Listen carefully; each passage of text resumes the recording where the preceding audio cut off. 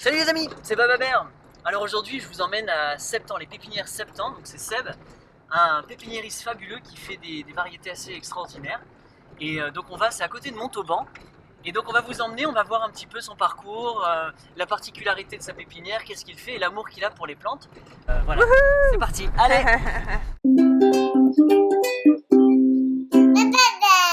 Donc ça déjà, juste que tu saches, donc j'ai le torréfié entière, c'est de Papouasie. Genre, oh non, ça envoie. Et tu veux Tu bois ce café là? Voilà, Et donc moi je ramenais des essences un peu exotiques et je partais au Venezuela, j'allais caboter, ah oui, d'accord. un petit peu, chercher des Donc trucs. tu baroudais pour ensuite choper des... Ouais.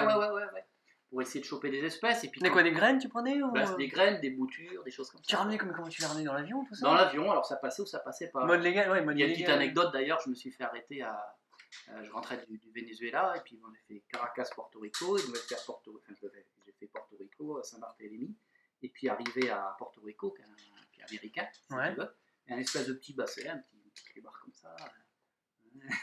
Le mec il me dit c'est à vous ça? Ouais.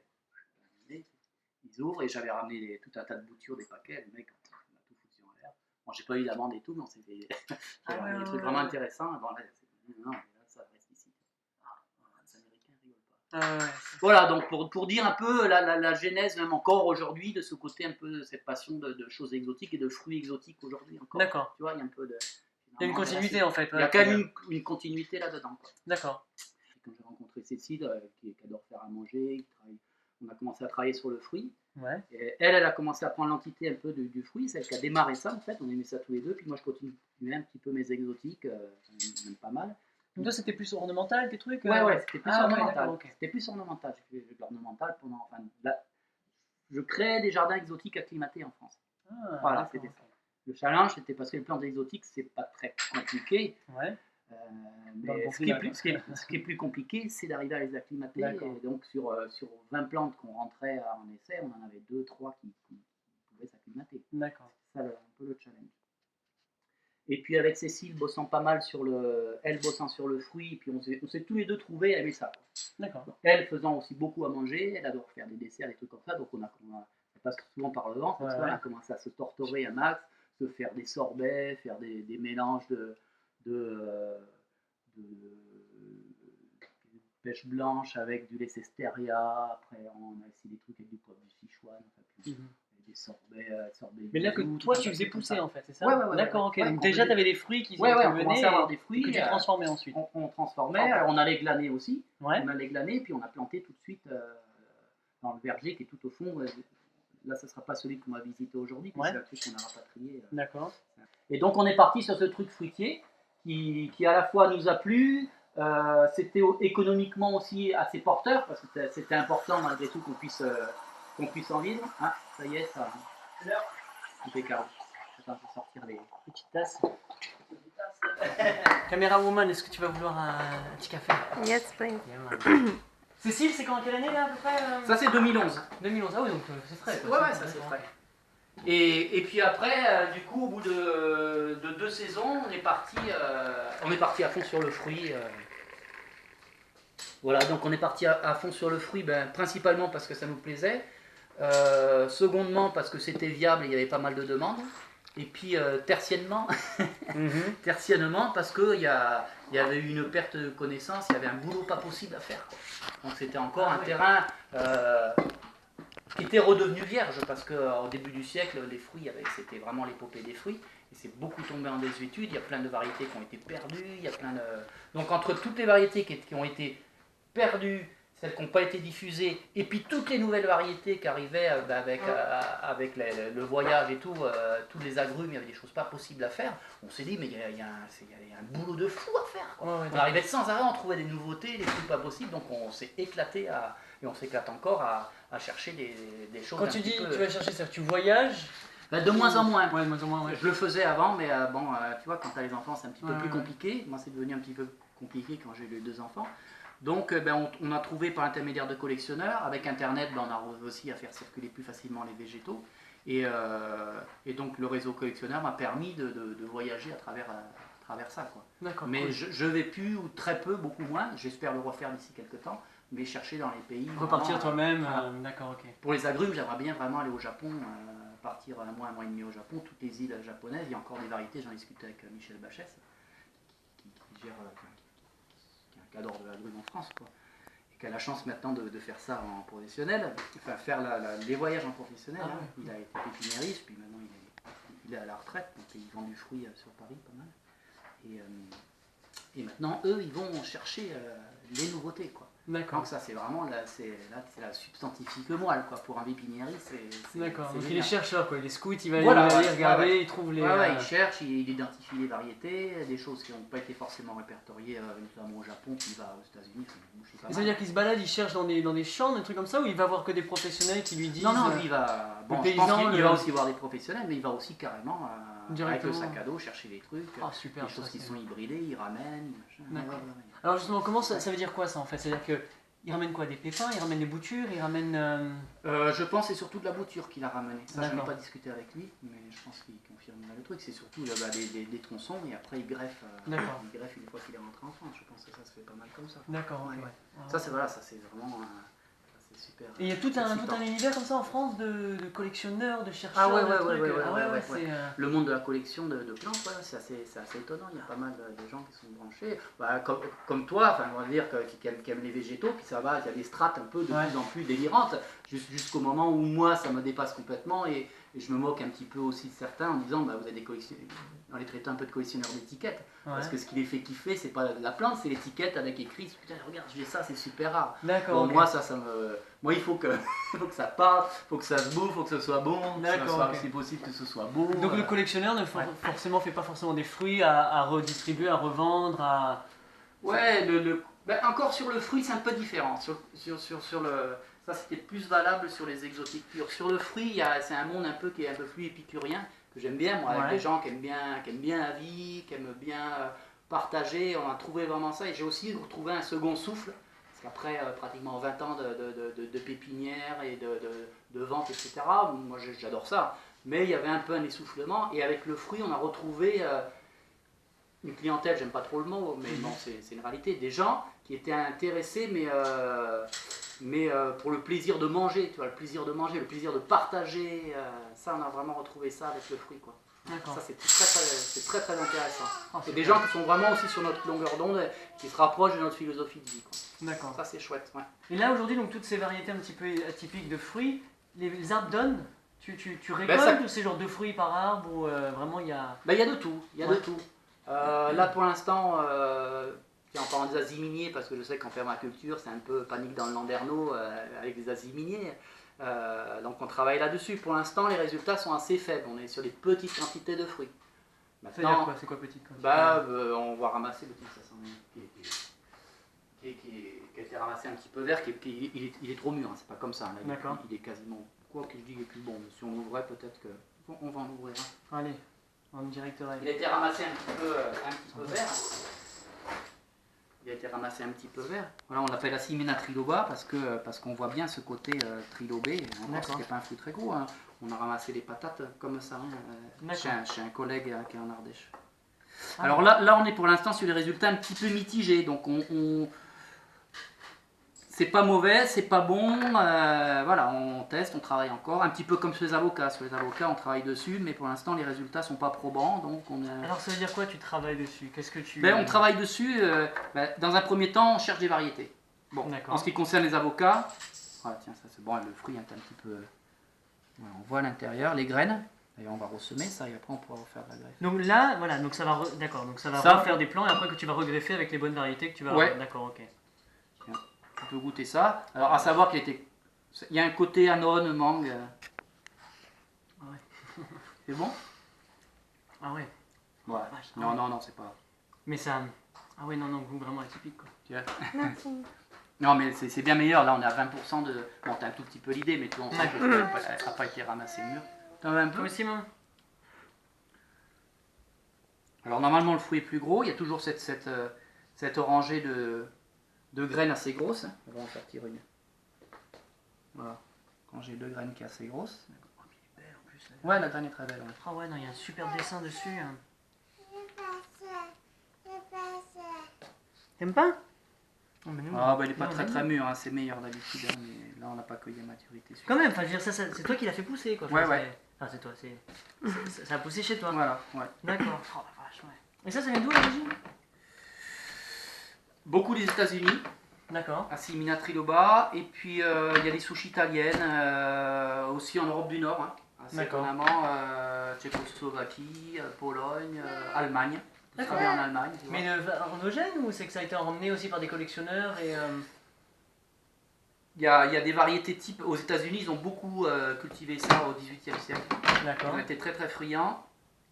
Et après, c'est tombé un petit peu en désuétude parce que c'est un fruit, comme beaucoup de fruits qui sont tombés en désuétude, Ouais. qui ne se conservent pas. Ouais, donc il n'y a pas un intérêt Voilà. commercial pour. Voilà. D'accord. Donc le business derrière la mécanisation, tout ça, c'est passé à la main. Donc ça reste du local, celui-là, tu pourras pas l'exporter tellement. Non, D'accord, ok. non.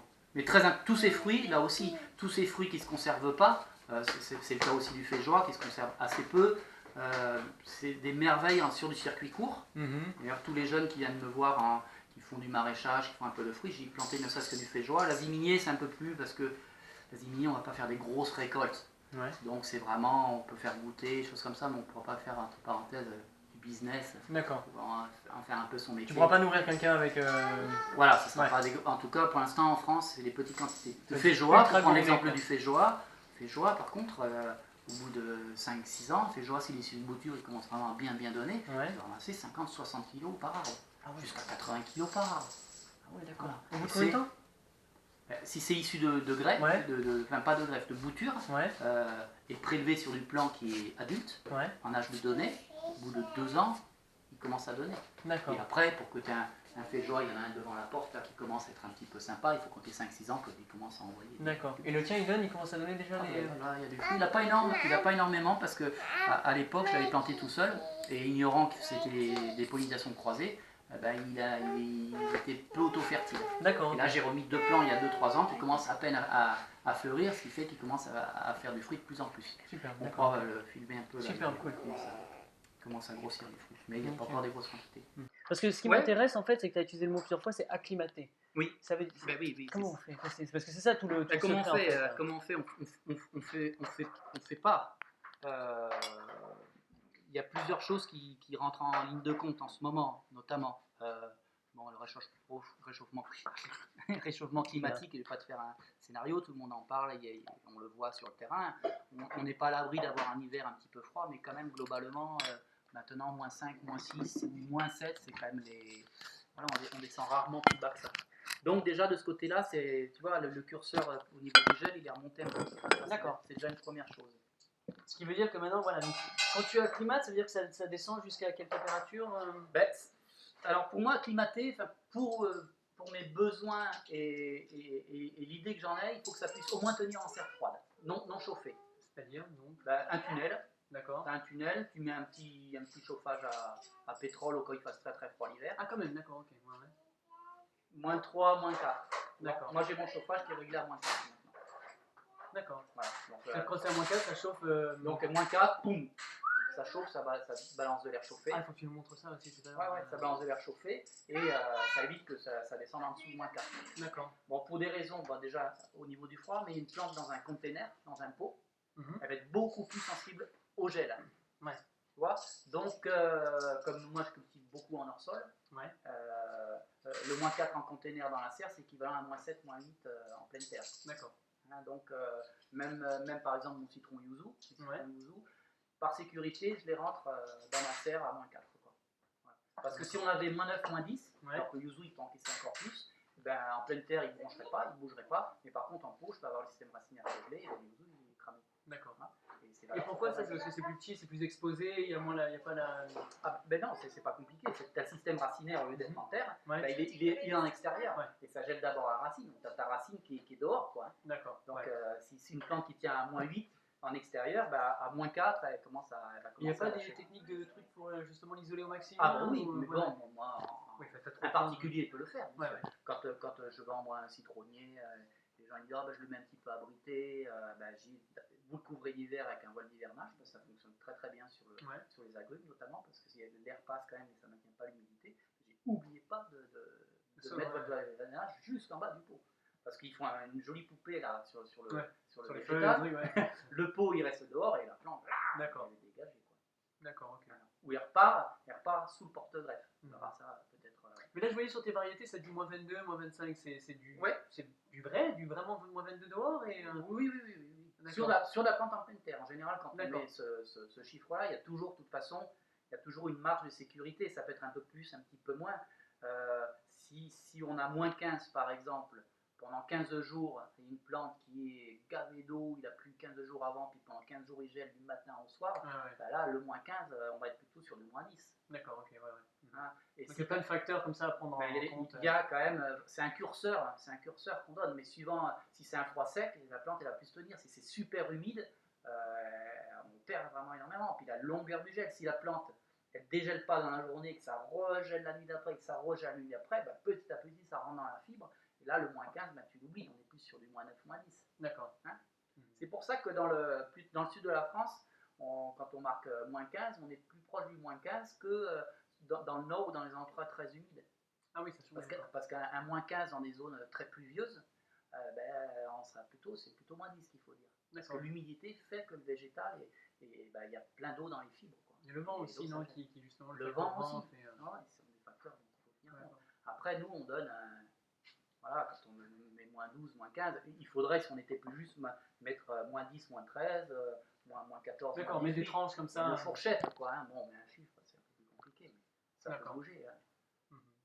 Et donc aujourd'hui, donc c'est ça, tu te spécialises que sur ça, bah, sur les plantes que tu acclimates, sur le froid, c'est ta spécialité ou tu fais, ou c'est juste ton petit. Ouais, non, j'aime bien ça, comme je te disais au début.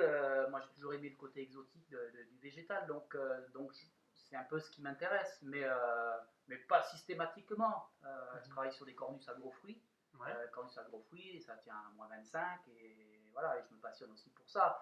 Sur les vignes interdites, là, en ce moment, c'est un peu rara, ils sont en train de re-officialiser l'autorisation de vente des Vitis labrusca, Isabelle, Clinton, des choses comme ça, qui ont été arrêtées, qui ont été interdites par le gouvernement en 1934. C'est la vigne chez toi, il la voit et tu la vois, tu vois vraiment la différence sur ces vignes ou Ce sont des vignes, ça a le goût de framboise. Le vin a le goût de framboise, donc c'est une vigne qui a le goût de fruits rouges. Ça pousse abondamment, donc on fait des treilles, des pergolas, trucs de fou. Et il n'y a pas de maladie. D'accord. Pas d'odium. Et c'est pour ça qu'on l'interdit. C'est quoi le secret derrière? C'est une théorie du complot ou c'est là, moi, je suis pas trop à la théorie du complot, mais à l'époque, il y avait surproduction. D'accord. Surproduction. Et il y avait plein de petits producteurs qui faisaient leurs vignes. C'était beaucoup de polyculture. Ils faisaient leurs petites vignes à droite à gauche, beaucoup en Ardèche. Et en Ariège, en Ardèche, dans tous les endroits un petit peu paumés, les gens étaient en autarcie, on recevait sa vigne et tout. Et puis, on était en surproduction. Donc, c'était difficile d'attaquer les vignobles bordelais, qui étaient puissants. Attaquer les côtes du Rhône, c'était puissant. Donc, qu'est-ce qu'on a fait? On a interdit tous les petits vignobles. Voilà. Et ça s'est fait en 1934, décembre 1934, entre Noël et jour de l'an. Tu vois, les mecs, ils se sont réunis. Il y a un mec qui a préparé un dossier. Tu vois, et puis il est arrivé en disant bon ben voilà, moi je propose, on va arrêter, on va interdire le Isabelle, le Clinton, la Promont, le machin, et en disant de toute façon c'est des piquettes, c'est. D'accord. Voilà, alors qu'il était mal travaillé parce que les gars ils vinifiaient chez eux, donc ça s'accrochait un peu. Donc c'était des piquettes parce que la vinification n'avait pas été, il n'y avait pas le professionnalisme qui. Mais avec un bon mec derrière. Écoute, j'écoutais une émission sur une rediffusion, encore hier soir sur France Culture, il y a eu une émission sur les cépages interdits. Vous regardez sur internet cépages interdits France Culture, vous allez retrouver un gars super intéressant. C'était il y a 3-4 ans. Et il disait que si on libérait ces cépages interdits, comme l'Isabelle par exemple, ce goût de framboise, s'il était bien travaillé, il y avait de quoi faire un malheur si c'était vinifié par des pros. Vraiment bien vinifié, il y avait de quoi faire un vin qui avait scotché tout le monde, quoi. Qui avait un avenir énorme. Alors pour l'instant, ils viennent, j'ai reçu un mail du réseau Fruits Oubli, qui sont en Ardèche, et là, il y a 3 semaines, en disant qu'ils venaient de réautoriser, c'était plus condamnable. Alors apparemment, tu peux le faire, tu peux en faire, c'est du vin familial, des choses comme ça. Mais bon, ils sont en train de rouvrir un petit peu par la petite porte. Et donc toi, comment tu l'as chopé par exemple? Je l'ai chopé l'année dernière, j'étais sur une expo qui est la Mecque du fruit, d'ailleurs je conseille à tous les gens branchés sur le fruit à Saint-Jean-du-Gard fin novembre. Et là, il y a un peu tous les, je veux dire les cadors du fruit dans le sud. Et ben, fatalement aussi, il y a des amateurs. Et ben, ça converse, machin. Et c'est un client qui nous a dit ben, moi j'ai du Clinton, j'ai du Isabelle, j'ai du Noah, du truc. Je dis, oh, ouais, ça m'intéresse et tout. Ah ben, si vous voulez, vous passez à la maison, je vous fais des boutures. Parce qu'il se fait de boutures aussi. D'accord. Il n'y a pas besoin de le greffer. Ah, directement. Ouais, voilà, il peut se bouturer. Ah oui, donc forcément, je comprends. Donc, on était à peu près, nous on avait prévu de rentrer le lundi matin de bonne heure, mais bon, on a pris l'adresse, c'est lundi matin, on a fait Saint-Jean-du-Gard à S, on a rencontré le gars, super sympa, il nous a filé du Clinton, du Isabelle. Et donc, ça y est, toi maintenant, tu l'as L'Isabelle, on a eu assez peu, on a eu 7-8 plans quand on marchait, et le Clinton, j'en ai une quarantaine. Là. Donc, dimanche à Villeneuve-sur-Mer, je vais le mettre un peu en avant. Cool. Voilà, comme je dis en avant, alors Cécile, elle se fout de ma gueule, moi je suis toujours monsieur en avant. Donc j'aime bien, quand je fais mes expos plantes, arriver avec une nouveauté que je ne suis pas trop connue, puis l'amener un petit peu entre parenthèses en masse, le rendre un peu visuel. La star de la... Là voilà, la star du week-end. Quoi. Et j'aime bien mettre alors je suis monsieur en avant. Moi. Super. Mais je trouve que c'est bien aussi pour les gens les gens ils sont branchés fruits, bon, pour mon cas, et ils ont envie de découvrir des choses. Donc si c'est pas toi qui, avec ton enthousiasme, avec ton truc, qui dit bah, tiens ça c'est d'enfer, bon ouais, il passe à côté parmi 100 ou 150 variétés de plantes. Donc j'aime mettre de temps en temps mettre un truc en avant. Super. Donc sur le dimanche ce sera Clinton. Cool. Voilà. Ah, nickel. À Nantes j'ai mis en avant le poivre Timout, là, qui est un poivre, c'est un poivre du Sichuan, mais on appelle poivre pamplemousse, il y a des parfums pamplemousse. Voilà. Des choses pas trop diffusées. Non, mais il y a plein de. Mais c'est une association de mots qu'on n'a jamais entendu. On a déjà on n'entend pas. Puis après l'association, là, le raisin framboise. Ouais. Alors moi aussi, là, la Cécile, et certaines personnes me critiquent un petit peu parce que je prends le côté je vulgarise. Alors dans le milieu un peu branché, ça tu vois, c'est. Mais je préfère marquer sur ma petite fiche vigne framboise. Ouais. Tu vois. Et puis la personne, elle dit c'est quoi ce truc-là, ça va te parler. Si je te mets Vitis labrusca Isabelle ou Vitis labrusca Clinton, d'accord. Bon, c'est quoi alors, vigne framboise, donc le mec ou la nana ou la maîtresse, elle vient me voir ou il vient me voir, elle me dit c'est quoi ce truc, et ben j'ai dit c'est les vignes labrusca, c'est des vignes américaines, machin. Et là je fais et le gars je lui donne le nom botanique parce que je mets dessous le nom botanique, et à ce moment, en vulgarisant le truc, on peut amener les gens à découvrir vraiment des très très belles choses. Et c'est dommage de le cacher pour moi derrière un nom botanique qui est moins parlant. C'est très restreint, tu sais, genre une élite spécifique. Voilà, il y a eu la même chose avec la siminier. Souvent, des fois, on appelle ça le manguier de pleine terre. Ouais. Alors moi, je l'appelle manguier de pleine terre pour vulgariser le truc. Et après, je dis, Simina triloba, ça fait ci, ça fait ça. Mais à Simina triloba, on va s'adresser aux aficionados. Ouais. Et bon, les aficionados, ils n'ont pas besoin d'être conquis. Ou d'être interpellé, ils le savent. Donc tu marques manguier de pleine terre ou Simina triloba, le gars il sait ce que c'est. Et en mettant manguier de pleine terre, ça va interpeller le béotien. Ouais, par exemple, ça fait longtemps que je n'ai pas entendu ce mot-là. Et donc, moi, je vulgarise pour après. Voilà, bon, c'est ma. Donc, tu fais un petit peu un pont en fait. Tu fais le lien entre justement ce monde un petit peu particulier. Mais c'est une double. C'est un double désir. Si tu veux, c'est le désir de vulgariser le truc et de faire partager au plus grand nombre. Ouais. C'est aussi le désir de faire du commerce un peu plus. Ouais. Là, je ne veux pas être hypocrite en disant ça. C'est aussi en interpellant plus de gens. Comme ça, ça peut me permettre aussi de faire une vente. Mais aussi, on est sur gagnant-gagnant parce que la personne, elle découvre un truc, elle va lâcher son billet de 20 balles. C'est clair. Si tu veux, moi, ça me fera donc 20 balles en plus sur mes ventes. Ça, on est d'accord. Mais en même temps, le gars, il sera super content d'avoir découvert quelque chose. Mais c'est un package en fait que tu balances, c'est ça. Voilà. Et donc, par exemple, ces vignes interdites, c'est toujours interdit ou il y a eu un décret officiel, ça y est, on a le droit de le revendre? Comme je te disais, sur le réseau Fruits Oubliés, sur le magazine Fruits Oubliés Réseau, là, j'ai reçu un mail. Il y a un magazine, il y a un truc, il y a une newsletter, il y a un truc. Ouais, c'est pas une newsletter. Non, ils ont un magazine qui est super chouette, avec des super gravures, et tous les 2 mois, ils passent des fruits en revue, comme ça, avec toutes les planches botaniques, etc. Alors, ils sont en Ardèche aussi. Cool, d'accord, très bien. Et donc, moi, je suis un peu en relation avec eux, ils m'envoient donc, la newsletter. La newsletter, Oui, d'accord, c'est une newsletter. Et ils j'ai 50 ans, n'oublie pas, mais ils peuvent aussi envoyer, justement, ils envoient des. Avec eux. Ah, si tu leur demandes, oui. D'accord, on peut commander aussi, super. Tu peux commander la revue éventuellement, puis tu peux envoyer un petit mail, je te passerai le mail. Cool, super. Tu pourras le mettre sur sur ta vidéo, Ouais. et puis demander d'être au courant. Cool, nickel. Voilà, Ah, puis ouais, ils ont un super. paquet de mails, ils ont. Ah, Donc ils viennent de lâcher un peu l'affaire, c'est bien tombé parce que l'année dernière j'avais un peu bossé dessus. mhm. Et voilà, alors du coup j'ai fait des recherches, j'ai écouté des émissions, et voilà, après je dis rara, voilà, D'accord. mais c'est chouette, c'est super. Et donc aujourd'hui, maintenant, en fait, on dit pépiniériste? T'es quoi? Je ne pourrais pas dire pépiniériste en réalité. Tu vas... Parce qu'un pépiniériste c'est quelqu'un qui produit sur la pleine terre. Mais c'est un métier qui existe quasiment plus. Il produit en pleine terre, il arrache, machin, ça c'est un Ah, pépiniériste. d'accord, ça c'est le vrai. Moi je travaille sur du hors-sol, pratiquement tous on travaille sur du hors-sol, donc on dit pépiniériste, on est plus proche de l'horticulteur que pépiniériste. D'accord. Si on veut Hors-sol, c'est parce que c'est en pot. Ouais. Parce que tu le vends et En parce que pot. tu l'arraches pas, et d'accord. Ouais, ouais.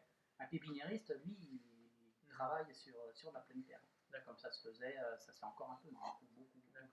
Et est-ce que donc toi, en horticulteur pépiniériste, est-ce que tu pars de graines ou c'est plus ou moins que des boutures sur des greffes, des trucs, du clonage en fait ou... Ouais, on est plutôt sur, alors là c'est le gros mot, tu vois, clonage, mais Ouais.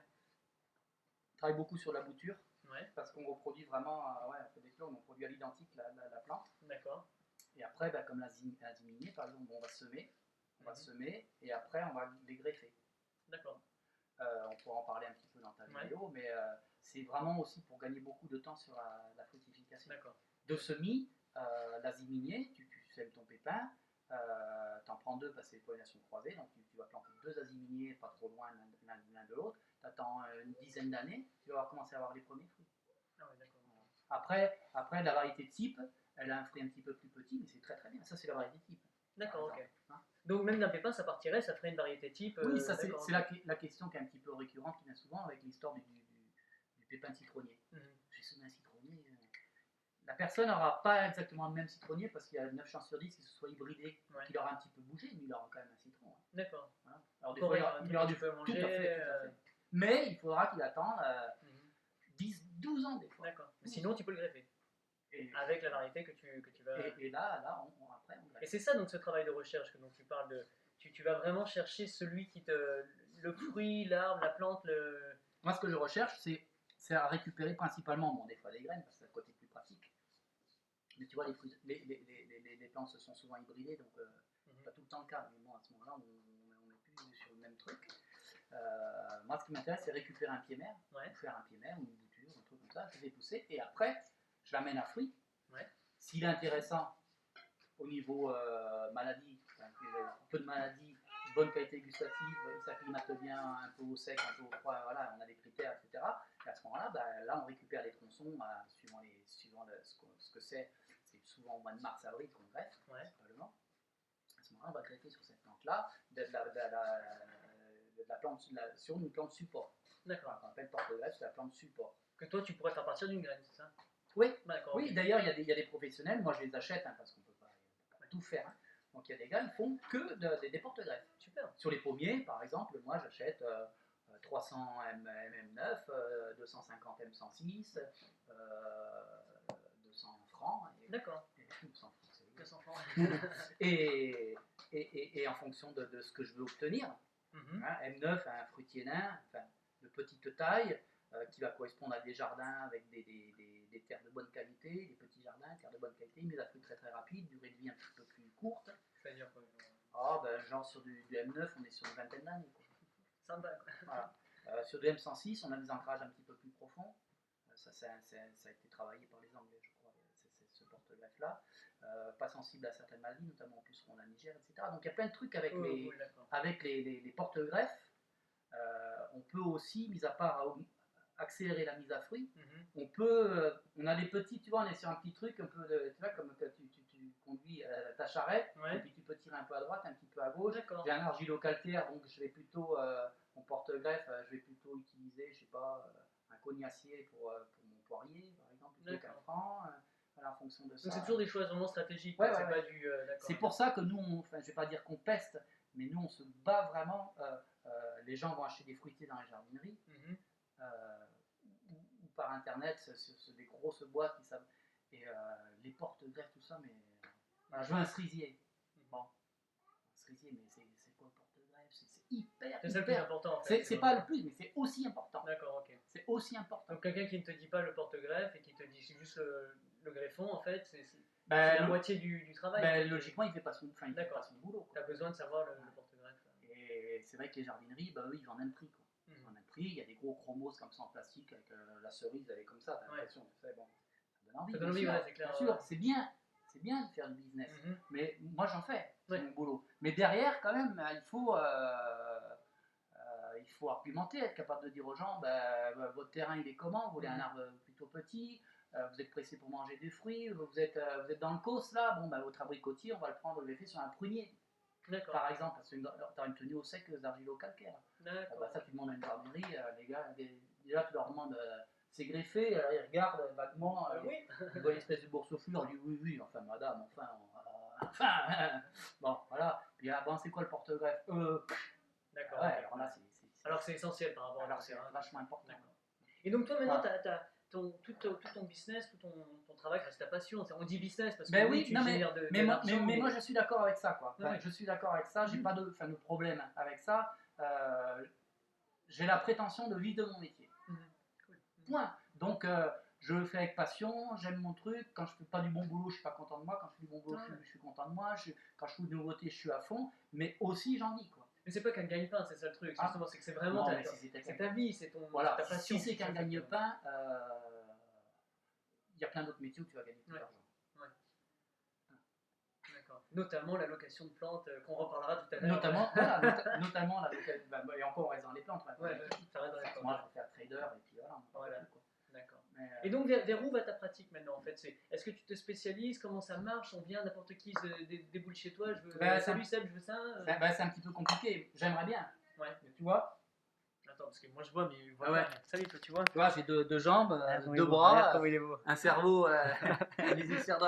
Non, je ne peux pas tout seul gérer tout ça. Donc, moi, je suis beaucoup sur un réseau de fêtes des plantes. D'accord. Et donc, pratiquement tous les week-ends en saison, je suis parti. D'accord. Ça, toute la semaine, tu es chez toi, tu bosses, tu fais tes trucs, tes machins, tu t'entretiens. Des fois le lundi, tu vois, dans 15 jours, je vais il y a une expo à Prafrance, à Anduze. Ils m'ont invité, donc je descends à Anduze. Donc, je pars le vendredi, je rentre le dimanche soir ou le lundi dans la nuit. Donc, je redécharge mon camion lundi après-midi ou mardi matin. Ça laisse pas beaucoup de temps pour recevoir les gens. Puis j'ai aussi un peu besoin de me reposer. Donc, je reçois sur rendez-vous. D'accord. Mais là, c'est avec plaisir. Donc, j'arrive toujours à trouver un créneau horaire. D'ailleurs, de but en blanc, je leur dis, mais vous arrivez, c'est une pépinière spécialisée sur les baies, les fruits. Voilà, on a un thème, je fais peu de choses, mais j'essaie de bien le faire.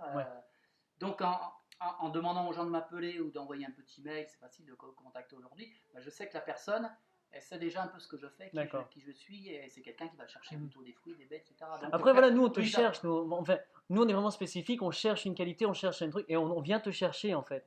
Parce que tu as une particularité. C'est une chance aussi, quoi. C'est une chance, ça se fait pas en 5 minutes. Hein. Tu sais, tu n'arrives pas là avec, tu dis, tiens, je vais faire des fruits, et puis tu attends que le mec il se pointe, quoi. Hein. Voilà, ça fait pratiquement 30 ans que je suis dans le bordel, quoi. Hein. Donc, dans le monde du végétal, en tout cas. Donc, même avec les tropicales, j'avais eu, à défaut d'avoir une réputation, je suis quand même assez connu dans le métier. Et puis, dans le monde du fruit, j'ai en peu de temps, avec Cécile, on a vraiment bossé comme des malades. Quoi. Donc on est arrivé assez rapidement à des résultats et on avait la technique, même si on ne connaissait pas tout, on ne savait pas greffer il y a 5 ans. Par exemple. Et quand on a commencé à bosser sur le fruit, donc on était toujours avec nos boutures, nos semis, on a dit si on n'arrive pas, si on ne sait pas greffer, on va être à la ramasse. Quoi. On ne va pas avancer. Donc qu'est-ce qu'on a fait? On s'est fait les stages de greffe à Pucelcy, on s'est fait les stages de greffe à droite, à gauche, de partout. Donc tu as créé ton école, tu as été toi-même allé t'éduquer. On n'a pas arrêté à... Super. On a des potes là, d'ailleurs, qui sont très très bien. C'est une boîte qui s'appelle Bury Watson Grange.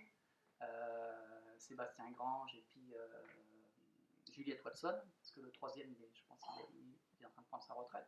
C'est des jeunes qui sont super, hein, je pourrais vous les conseiller en fruitier. Ils travaillent sur le fruitier ancien. Et on a été chez eux. Ils sont où en Ariège. On les voit sur les fêtes des plantes, hein, comme un peu sur Toulouse. Et on a vu Juliette sur une expo, on a dit écoute, venez au printemps, super. On mange ensemble et on a greffé avec eux, ils nous montraient. Donc un il nous a pris ça, l'autre ça, puis après tu rentres chez toi, au début tu greffes, tu dis ah ouais mais je greffe haut, greffe bas. Donc t'en fais un peu, tu dis ah merde, c'est vrai, je me souviens. Bon, hop, 3 mois après ou l'année d'après, tu refais un autre stage et les questions sur lesquelles tu as buté chez toi tranquillement au repos, tu vas les dégommer et puis voilà, après tu t'y mets, t'en fais 50, t'en fais 100, puis maintenant, voilà, ça y est. D'accord, là t'enchaînes. Maintenant je commence à avoir les résultats. Au début, je greffais en fente, c'est plus simple, Ouais. on va dire. Bon, après, ça marche, ça meurtrit pas mal, tu vois. Mhm. Alors après, on a travaillé sur l'anglaise, et puis l'anglaise compliquée, tu aperçois que très rapidement, les taux de réussite déjà sont bons, et puis surtout, ta greffe, elle est très belle, quoi. Donc au début, quand je vois les premières greffes que je faisais, où j'étais tout fier de moi, t'as une espèce de bourse au four dégueulasse et tout. Bon, mais voilà, ça... Mais on a voulu aller vite aussi parce qu'on a l'âge qui est là, quoi. Ouais. On a 50 balais, on avait 46 à l'époque, et il fallait qu'on aille vite, on ne pouvait pas reperdre, entre parenthèses, 10 années donc on y a été, et bon, Cécile c'est une fonceuse, moi je suis un fonceur, Cool, donc super, on a été comme des malades, quoi. Puis en et plus, c'est ça on qui est s'éclatait, génial. quoi. C'est ça qui est génial, c'est que 46 ans, genre ta vie elle est finie. Non, au contraire, tu redécouvres un nouveau Ah ouais, truc, ouais, tu te ouais, relances dans un. C'est une continuité, mais c'est vrai que tu peux oui, c'est une réapprendre. continuité. Moi, je suis plus frileux qu'elle par rapport à ça. Elle me le reproche un petit peu, mais déjà, moi, j'aime ce boulot, quoi. Ouais. Tu vois, moi, Heureusement, quoi. je lâche ma pépinière une journée, mais le soir, je vais dans mon jardin, je vais gratter, je vais rempoter un truc, je vais greffer un truc. Tu vois, c'est un peu viscéral, quoi. D'accord. C'est un peu ma drogue. Super. Voilà. Si Je tu... dis pas ça mais c'est une réalité, quoi. Je m'en aperçois, quoi. C'est une maladie, quoi. Ouais. Une bonne maladie, non? Ouais, c'est cool. Je pense. Ça te soigne en plus, non, au final? Ouais. Non, mais t'as qu'à voir pourquoi il y a beaucoup de gens qui sont en burn-out, d'handicapés mentaux, etc., qui touchent la terre. Ouais. Guérison. Il y a un truc, hein. Moi je suis pas un psychiatre, ni un psychologue, mais le contact à la terre, je sais pas, il se passe quelque chose, quoi. Alors il y a des gens qui vont décrocher de ça. On est dans un monde d'ailleurs qui devient de plus en plus virtuel, qui décroche de ça. Je suis pas persuadé qu'on va vers des sociétés où les gens vont trouver leur équilibre là-dedans. D'accord. Moi déjà, j'ai ça, quoi. Hein. Là, j'ai ça, bon, j'ai la musique aussi. Ça t'a sauvé, c'est bon. Mais ouais, des fois de me sauver, ça équilibre bien. Cool. Ouais. Donc en fait, j'essaie de comprendre, et justement, le but de ces vidéos, c'est de voir de ceux qui éventuellement penseraient ah je veux faire pépiniériste, je veux faire des plantes. Oui. Tu diversifies ta pratique. Donc par exemple là tu parlais des greffes. Donc maintenant tu fais des ateliers, des cours de greffe. Tu fais moi je fais des cours de greffe si tu veux, j'en fais pas mon métier. Ouais. Quand j'ai mes portes ouvertes, je fais à chaque fois j'ai des thèmes. Là ce printemps c'était un peu tout sur l'agrume et notamment la greffe des agrumes puisque la porte ouverte était au 15 avril. Ouais. C'est vraiment une bonne période pour greffer les agrumes, un petit peu sur le tard de saison. Voilà, c'est juste pour donner un petit peu de pédagogie. Et puis il y a beaucoup de demandes, il y a beaucoup de gens qui sont très très demandeurs, qui ont justement, ils s'aperçoivent qu'ils ont décroché de la nature en fait, et qui ont envie parce qu'on a un savoir qui s'est perdu. Quand je dis aux gens que je greffe, les gens ils me regardent comme si j'étais un magicien, un messie, quoi. Ouais, cool. Mais tout le monde avant, tous les paysans avaient l'opinel dans la poche, et ils greffaient. Ouais. Ils avaient les pruneliers, ils gardaient les brebis, ils gardaient les vaches, ils gardaient les chèvres. Et les mecs, ils avaient le truc, ils s'emmerdaient. Bon, ça durait toute la journée pratiquement. Donc le gars, il greffait. Il se mettait un abricotier, il avait trouvé une variété de pruniers. Mais D'accord. C'est un acte très humain en fait. C'est vraiment hyper humain, quoi. Cool. Beau, et puis là aussi, on en revient aujourd'hui à ça, mais c'est aussi du partage. Donc le gars, il savait que l'année prochaine, il allait trouver des prunes, par exemple, mais le voisin, il allait pouvoir prendre les prunes. C'est à tout le monde, voilà, c'est à nous. C'est à nous. Voilà, donc là, on en revient à ces théories-là, un peu cette pratique-là, qui semble, on vient de découvrir un truc, mais non. Avant, ça se faisait, dans le monde agricole, ça se faisait couramment. Super. Donc tu fais de la vente donc, sur rendez-vous, tu fais des foires de plantes. Oui. Tu fais des journées portes ouvertes, donc 2 portes ouvertes par an, c'est ça? Une au printemps, une à l'automne. Ça marche bien? Oui, ça marche. C'est mieux pour toi, même comme ça, moi, c'est ciblé. C'est mieux pour moi dans le sens où pendant 2 jours, je prépare ma pépinière. Je la fais clean aussi parce que des fois, il y a des périodes, là, notamment en fin d'été, on a un peu l'été qui est passé par là, il y a un peu plus de bordel. Hein, voilà, c'est de la production. Donc je refais clean la pépinière. Je me débrouille pour avoir des plantes un petit peu belles à ce moment-là. Je reçois mes clients avec un petit café, je fais propre, voilà, donc c'est important. Et je sais que je prépare ça, c'est un événement que je prépare. D'accord. Voilà, je le prépare, donc les gens ils sont bien accueillis, il y a les prix partout, ce qui n'est pas toujours le cas quand tu viens tous les jours, donc c'est jamais très agréable de demander ça combien c'est, c'est. Donc quand les gens ils viennent, souvent n'hésitez pas à demander les prix, hein, on n'est pas chez Jardiland, je suis désolé. Donc il y a des choses, il n'y a pas le prix, c'est le nerf de la guerre, donc demandez. Hein. C'est 8, c'est 10, c'est 20. En plus, comme il y a des choses un petit peu rares, des fois, tu vois, le mec, il peut tomber sur le cul. Tu vois, il prend la dernière rareté, tu dis c'est 35 €, il voit un petit bout de truc comme ça, le mec. Tu vois, il arrive, il prend 4 à 6 miniers, tu vois, tu dis c'est 950. Voilà. Tout de suite, ça... Voilà, bon, donc il ne faut pas hésiter, je dis aux gens qui n'hésitent pas D'accord. à demander les prix. Voilà, sur les portes ouvertes, c'est quand même indiqué, préparé. Voilà, puis il y a des petits, tous les 30 € d'achat, on fait un rack avec un tas de plantes et des gens ils tapent là-dedans aussi. Super. Des petits Ça encourage cadeaux, en plus justement à... Et puis Ouais. c'est une façon de dire merci aussi. Voilà, Ouais, merci de nous oui, c'est les gens soutenir. qui se sont déplacés, donc moi, D'accord. j'estime que c'est vraiment. D'accord. Voilà, puis ils sont contents, voilà, ça se passe bien. Puis l'ambiance est super, voilà, c'est Cool. bien tracté. Famille quoi Voilà. presque. Puis 2 fois par an, quelqu'un qui veut venir à la pépinière, finalement, un coup au printemps, un coup à l'automne, il peut être vraiment servi. Super. Voilà, on va avoir des Mhm. trucs. Et il y a une autre façon aussi. Qu'est-ce que tu fais d'autre justement pour faire tourner ta pépinière ou pour rentrer d'argent, pour Bah que ça après fonctionne? malheureusement c'est comme ça, mais tu vois le carton là, bah, c'est la VPC, c'est ces trucs-là. C'est quoi? Ça c'est de la récup de carton et j'envoie mes plantes là-dedans. Ah d'accord. Par Ok. exemple, tu vois, Ah il y ouais. en a un, c'est des trucs que je récupère, quoi, à droite à gauche. Ouais, d'accord, ok. Mais ça prend le pas sur beaucoup de choses. Quoi, ouais. D'accord, ok. Ouais. Alors moi, ça me fait pas trop triper, hein, mais bah, ça met du beurre dans les épinards, Ouais, ouais. notamment en hors saison. Et puis, bah, il faut vivre avec son temps. Mhm. Mais ça te permet aussi voilà, de vivre ton rêve, de continuer ta Non, passion. non, Et... c'est pas, enfin, ça c'est pas mon rêve, quoi. Non, Moi, j'essaie au maximum de dire aux gens, venez à la pépinière, venez aux d'accord. portes ouvertes ou sur les fêtes des plantes. Moi, l'idéal, c'est les gens qui viennent ici. D'accord, ok. C'est plus ton Et, délire. ah ouais. Cool. Ouais, moi j'aime bien le. Je pense que je suis assez à l'aise avec les gens et je les mets à l'aise. Donc c'est là où faut tirer là où on est bon, si Ouais. tu veux, tu vois. Cool. Après emballer les colis. Ah ouais, ouais. Bon, je le fais. Le mec il est à l'autre bout de la France, il veut un Asie minier ou il veut un coin de Chine, il n'en trouve pas. Bon, il me contacte. Mhm. Voilà, donc j'emballe mon colis, il y a un rapport internet. Mhm. Bon, voilà. C'est moins ton délire, mais ça fonctionne, ça fait partie aussi de ta pratique. Ça fait et partie de du ton... boulot, ça fait partie du boulot. Si tu le refuses aujourd'hui, ben, Ouais. je pense que petit à petit, ben, tu peux aussi, tu peux vite pas te casser la gueule. Mais bon, D'accord. voilà. J'ai des copains qui n'ont pas Mhm. pris ce train-là. Moi, je l'ai pris vraiment un peu sur l'arrière. Il n'y a pas de vente en ligne. Le gars, il fait un virement ou il envoie un chèque. Donc tu vois que ça va papa un peu. Ouais, ouais, ouais. Donc je force pas là-dessus. Mais quand même, le gars, il veut commander, il commande. Là, aujourd'hui, c'est ça. Hein. Tu vois, tout D'accord. le monde est fixé en permanence sur Ouais. le truc. Donc nier ça, Non, c'est une réalité, voilà. c'est une réalité, c'est comme ça. C'est pas ce que je préfère, ça fait partie, c'est un ensemble. Voilà. J'ai pas voulu faire de site avec de vente en ligne parce que tu vois, on mettait le bras dans le truc. Ouais. Maintenant, ben, je dois sortir 2 mois de salaire avec ça sur l'année, quoi. Cool, d'accord, ok. Ouais. Donc j'ai pas les moyens de le négliger. D'accord. Voilà. Et aujourd'hui, puis dans le monde du fruit, tout ça, tu commences à être reconnu, on te Bah, connaît, on ça, apprécie ce que tu fais. Ouais, ça c'est pas moi qui vais te dire, Ouais. ouais, je suis le meilleur, je suis le plus fort, quoi. Ouais. Mais tu fais de la bonne qualité, tu es content, il y a un super retour. Ouais, il y a des D'accord. bons retours. Je pense commencer à être un petit peu connu sur le fruitier exotique acclimaté. Parce qu'il y a D'accord. du monde qui fait du fruit, qui fait du fruitier, des choses comme ça. Je commence à avoir un peu je sais pas, voilà, j'en commence à me connaître un peu pour des variétés de grenades, les féjois, les variétés de grenades, cool. les agrumes acclimatés, des choses comme ça, quoi. Super, Voilà. super. Après, ça m'empêche pas de faire pomme à chair rouge, mes vignes machin. Voilà, Super. j'aime bien. Mais on a toujours un peu une petite spécialité. Cool. Voilà. Ce qui te fait que tu te démarques aussi. Qui fait que tu te démarques un petit peu. Cool, super. Aussi. Bon, bah nickel. Bon, Voilà. on va passer dans la serre, on va voir un petit peu, enfin dans la pépinière, on va. Allez, C'est qui part. ça marche.